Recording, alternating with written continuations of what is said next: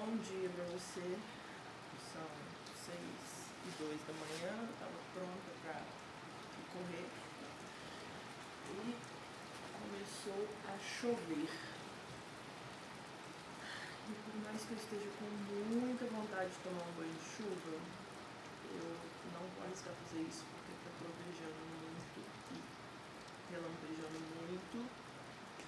E ontem caiu um relâmpago bem aqui, a luz foi embora, depois voltou de novo. Então assim, não quero morrer cedo, né? Mas eu tava aqui pensando o que eu iria fazer com esse tempo, porque eu não dou conta de voltar a dormir agora.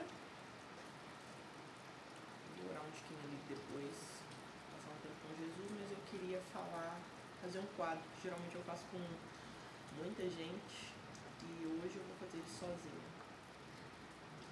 Romantizando a fé. Hoje, /Érica Prates, apenas. E falar sobre o quanto nós romantizamos o crer contra a esperança. Porque crer contra a esperança não é algo que você faz rindo, né? Eu tô crendo. Não funciona assim. Normalmente quando a gente crê contra a esperança, é porque a esperança já foi embora, você já não tá dando conta de crer mais, você já chorou horrores com Jesus, você já falou que não quer, você já até desistiu. Quem lembra, né? Porque eu tô saindo da chuva. Quem não lembra de Sara, né? Esperando ali a sua promessa, o anjo fala, filho, tá indo esse ano, aí daqui um ano eu volto, você vai estar com o menino. Ela riu.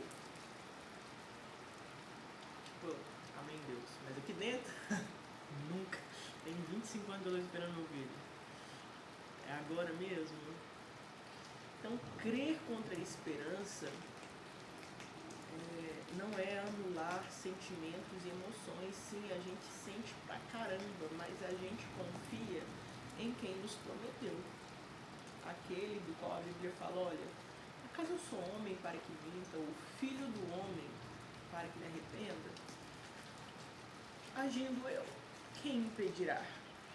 Não é assim que diz a palavra? E eu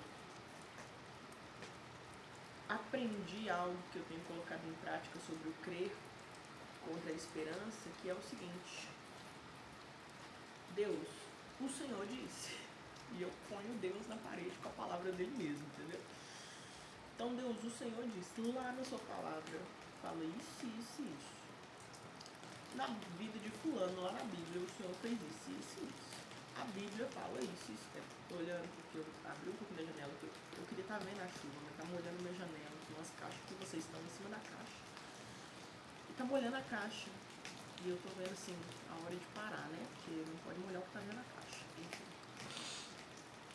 Então, o crer contra a esperança, ele é desafiador porque você crê sem ver, você crê com vontade, você tem que crer com vontade de sentir. Vocês sabem que o cérebro da gente é burro, né? Se você, começar a imaginar agora que você tá tomando sorvete e ficar imaginando que o sorvete faz gostoso, que não sei o que, ele vai acreditar que você tá tomando sorvete.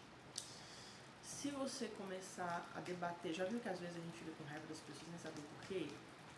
É porque a gente ficou com aqueles pensamentos inconscientes, sabe? Inconsciente não, né? Inconsciente.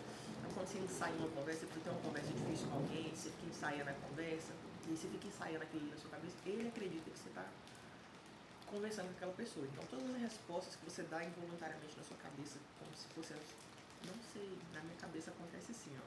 Vou contar pra vocês como é que acontece na minha cabeça. Preciso ter uma conversa difícil com alguém. Aí eu fico aqui, né, imaginando, vou conversar isso, vou falar isso. Mas e se fulano falar isso? Aí eu fico imaginando o que ele vai falar. Não, mas e se falar? E aí eu parei de fazer isso depois que eu descobri isso. Porque eu tava ficando chateada, triste com a pessoa nem tinha me dado a resposta. Era eu que estava dando a resposta pro meu cérebro. E ele é burro, então não tava dando bom, né? Então, eu declaro a palavra, eu lembro Deus da palavra que ele mesmo falou.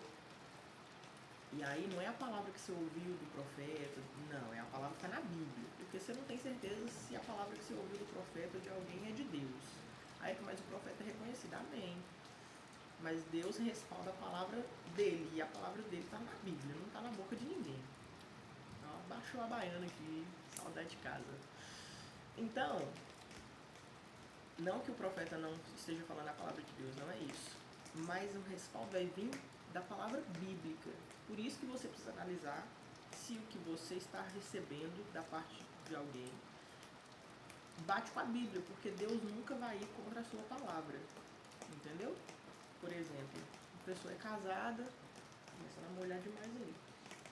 A pessoa é casada e ela recebe uma profecia para ela separar. Não é bíblico. Não é bíblico. A Bíblia não fala sobre isso.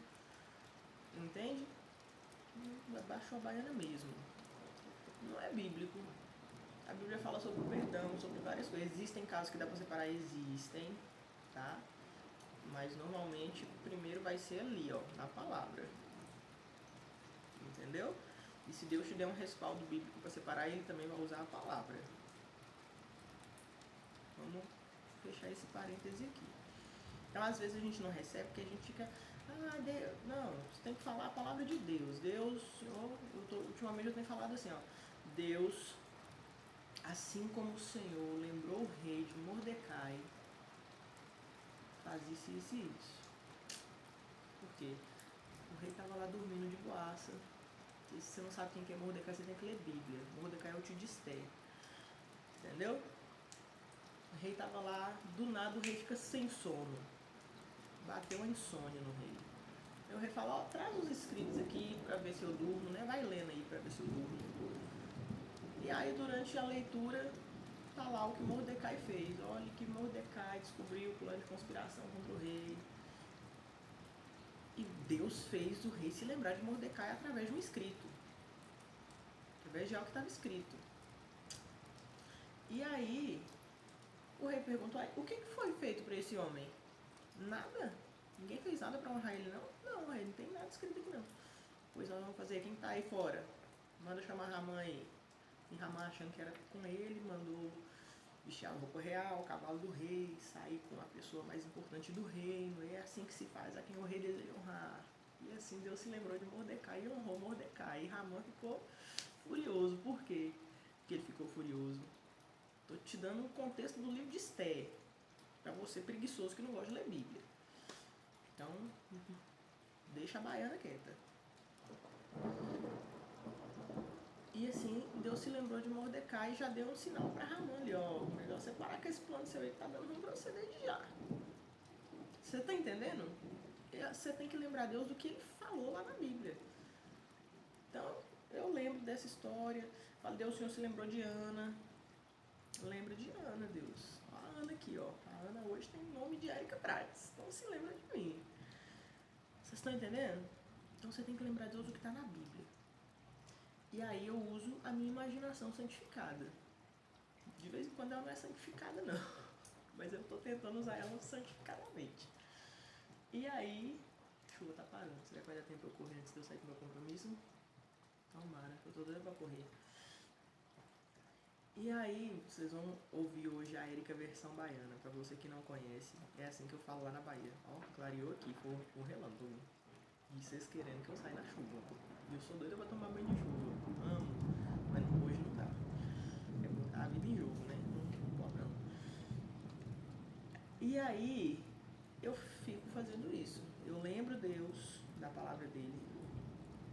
E eu imagino na minha mente santificada. Lembra que é na mente santificada. Não fica lembrando, imaginando besteira na sua cabeça, não. E aí eu fico imaginando, nossa Deus, quando acontecer vai ser assim, assim. Por quê? Porque aí eu engano meu cérebro que é burro. Lembra que o cérebro é burro? Volta aí que você vai entender. Pesquisa aí também, na internet você vai entender. E aí ele acredita que é verdade. Ele acredita que é verdade, ele faz eu cooperar aqui no físico, me dando ideias, me dando estratégia para poder o negócio acontecer. Entendeu? Só que isso não é um processo fácil. Desculpa aí pela tosse, o eco, o quarto tá fechado, né? Vocês têm que entender que essa blogueira aqui, ela é blogueira da vida real, né? A gente é um celular e um sonho. Então, a gente faz aquilo que está ao nosso alcance. Porque o impossível é Deus que faz. Mas o que tá no meu alcance? Tô ficando forte, olha, gente. Ó, tô ficando forte. Não quero ficar musculosa não, porque eu acho muito feio. Mas eu já vi os músculos, ó. Esse ombrinho aqui tá sendo treinado. Valeu, Camilinha. Enfim, esse vídeo tem muita Erika que raramente as pessoas conhecem. Vamos lá. Só os últimos. Ó, já tá no nível de intimidade comigo aqui pra ver umas partes. Tá meio torto, assim. Ah, gente, é isso aí mesmo, é o que tem pra hoje.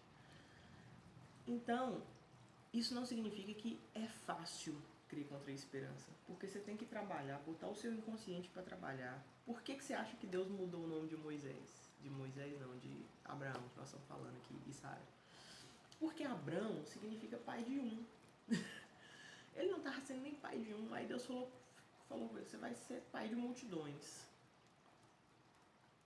E aí ele tinha que ouvir todo dia alguém declarando para ele, pai de multidões, pai de multidões, pai de multidões. Aqui foi gerando fé nele, cara.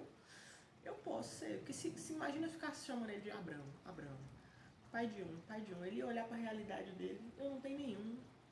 Como é que eu sou pai de um? E ele só foi pai de dois, né? De um. Da promessa foi um só. Então Deus ficou me mandando, poxa, mas chama pai de multidões, pai de multidões, pai de multidões, pai de multidões. Porque na hora que ele tivesse um, ele ia crer. Entendeu?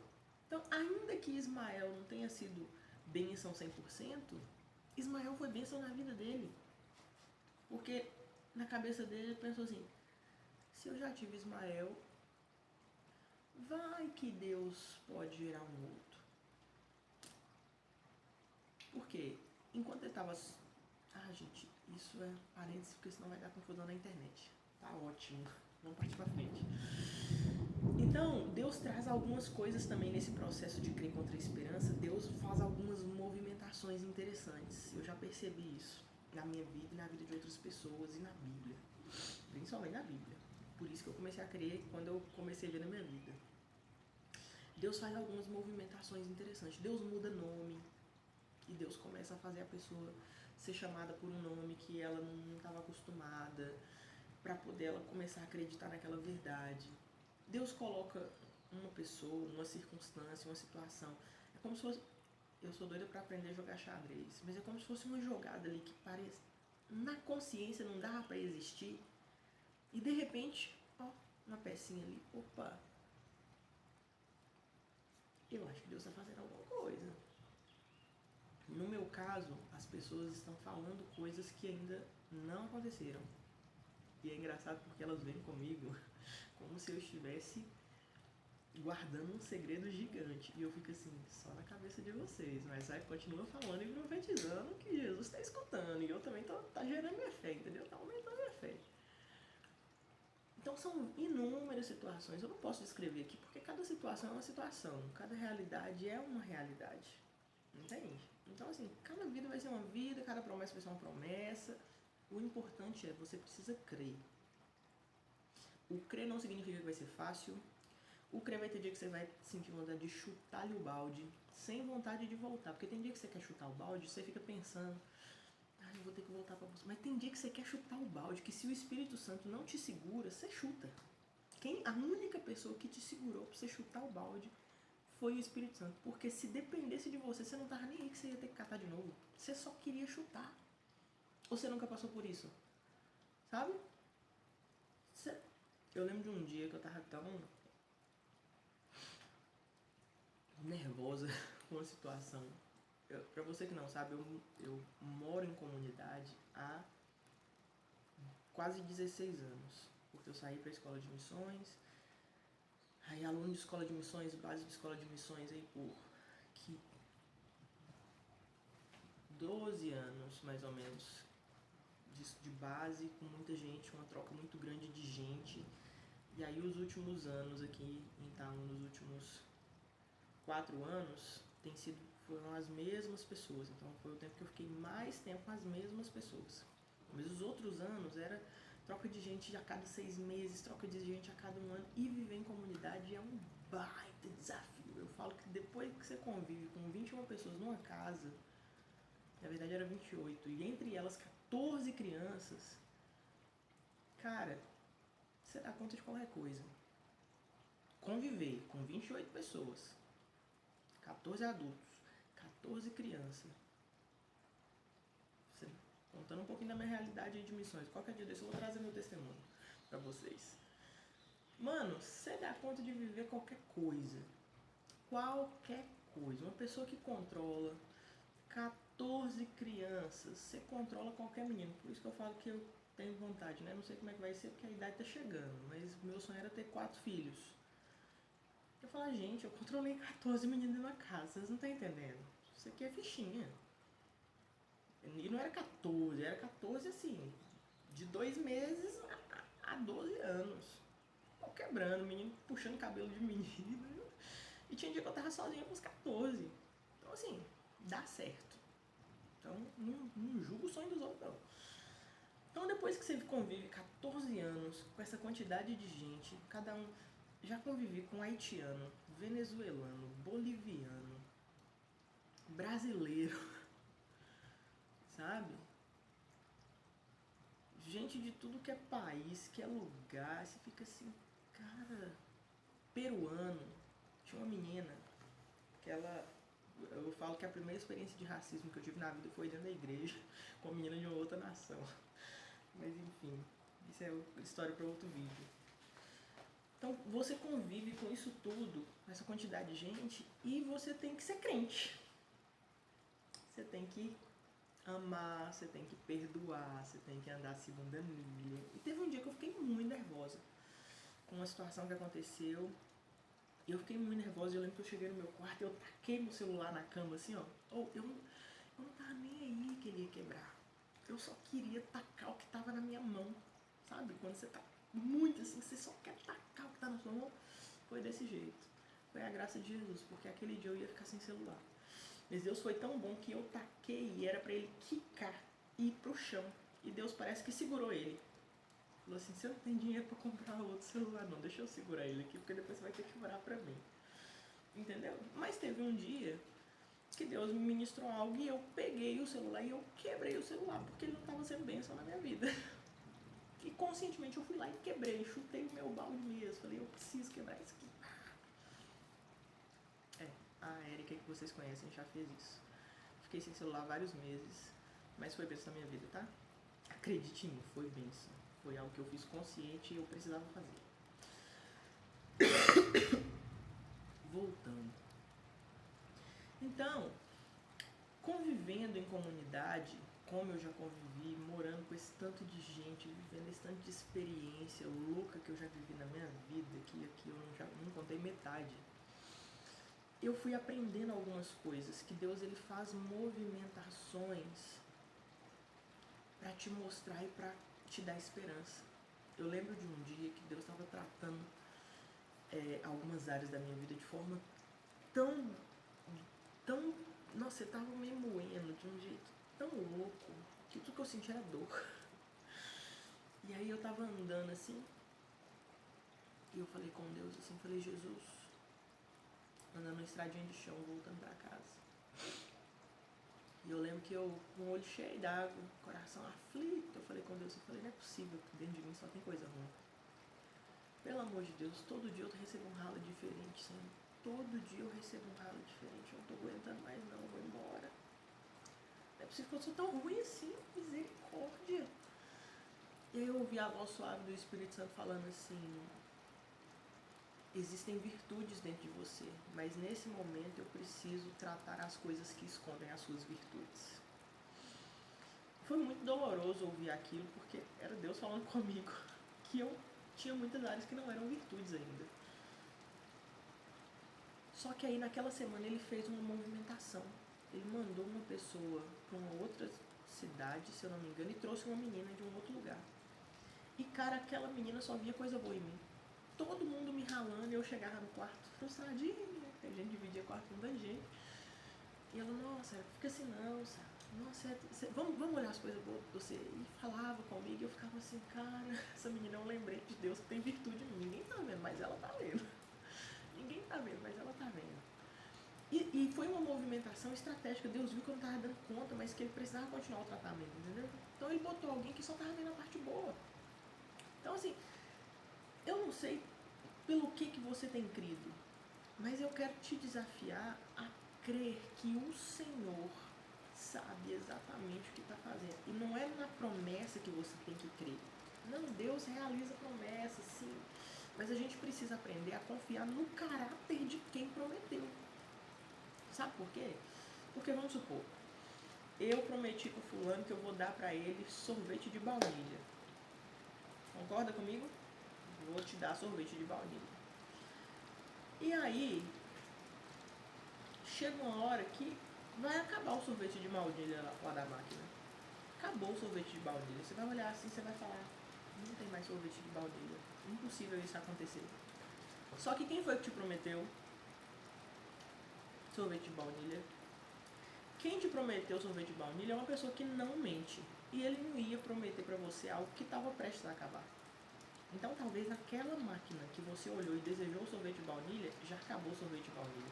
Mas aquela pessoa, quando te fez a promessa, ou ela sabia fazer sorvete de baunilha, ou ela conhece alguém que é dono de sorveteria que pode te dar um sorvete de baunilha, ou ela vai te levar para outra cidade para você experimentar o sorvete de baunilha. Você tá entendendo que não tem a ver com sorvete de baunilha, tem a ver com quem te prometeu?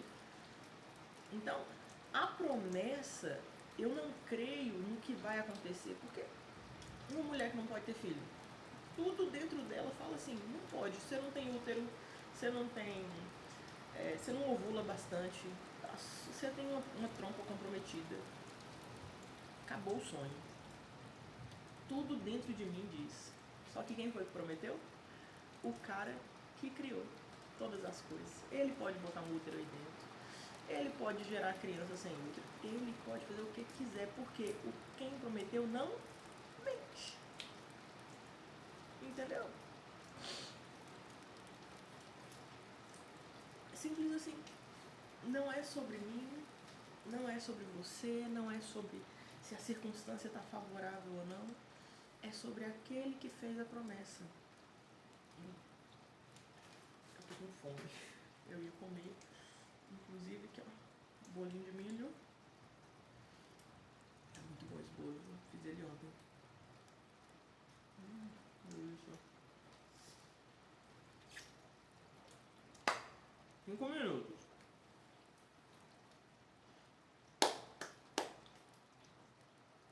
Uma delícia. Rapidão, vamos lá. Já terminei esse vídeo. Vou postar ele hoje ainda nesse formato. E engaja aí, por favor. Engaja aí, porque eu podia estar fazendo qualquer coisa. E eu decidi gravar um vídeo para te ajudar a crer. Então, valorize o meu trabalho. Poderia ter feito melhor, né? Poderia. Mas a luz ali, a luz tá ruim. Aqui a luz tá boa. Só que a caixa tá assim, ó. E eu fiz o meu melhor. Dentro das condições que eu tinha. Valoriza. Então, eu não sei no que você tem esperado para crer. Não faço ideia.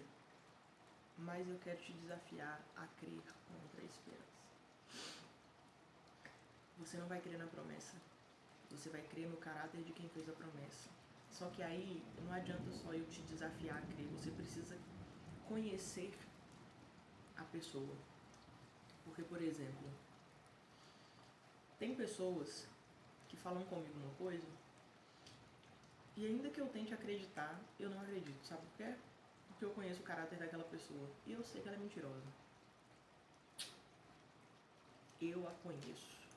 E às vezes eu até dou oportunidades de credibilidade, mas porque tá no caráter da pessoa ser mentirosa, ela ainda não tratou essa área da vida dela, não adianta. Mas tem pessoas, meu amigo, que quando me falam uma coisa, eu durmo descansadamente, porque eu sei